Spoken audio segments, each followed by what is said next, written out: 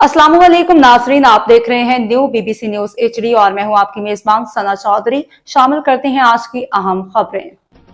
पेशावर खैबर पख्तूनख्वा से हमारे bureau chief रूहल Abrar की रिपोर्ट के मुताबिक नौशहरा थाना ज़खेल पुलिस की गाँव पलूसी बाला तहरे सगे भाइयों कत्ल केस में अहम कामयाबी। सफाक चचा शरीक जुर्म, 2 बेटे गिरफ्तार। वारदात में इस्तेमाल होने वाला असलहा बरामद। मजीद तफ्तीश जारी है। तफसीलात के मुताबिक मुसम्मी समीउल्लाह वल्द मीर असलम साकन पलूसी बाला बहाल गुलबहार नंबर 3 पेशावर ने ज़खेल पुलिस को यूं रिपोर्ट दर्ज कराई कि मैं माँ बिरादरान मकतूलीन शफीउल्लाह वकास और बास खान अपने दादा के घर गाँव पलूसी बाला गए। वहाँ पे चचा गान और चाचा जाद भाई भी मौजूद थे। बातों में तकसीम अराज़ी के मामले पे बहस व तकरार। इसी दौरान चचा शेर असलम और उसके बेटे यावर कदीर मुंतज़िर साकन पड़ोसी वालहाला आर्मर कॉलोनी ने फायरिंग शुरू कर दी, जिससे मेरे तीनों भाई लगे और मेरे मौज़ाना तौर पे बाल बच गया। नामजद मुलज़िमान के खिलाफ मुकदमा दर्ज। ज़िला पुलिस के सरबराह अहमद शाह ने वाक़या का नोटिस लेते हुए आलमज़ेब खान SP इन्वेस्टिगेशन दीगर को टास्क हवाला किया। तफ्तीश टीम ने जदीद तरीका तफ्तीश को अपनाते हुए मालूमात हासिल की। नामजद मुलज़िमान किसी भी वक्त इलाके से निकलने की कोशिश करेंगे। पुलिस पार्टियों को अलर्ट किया गया।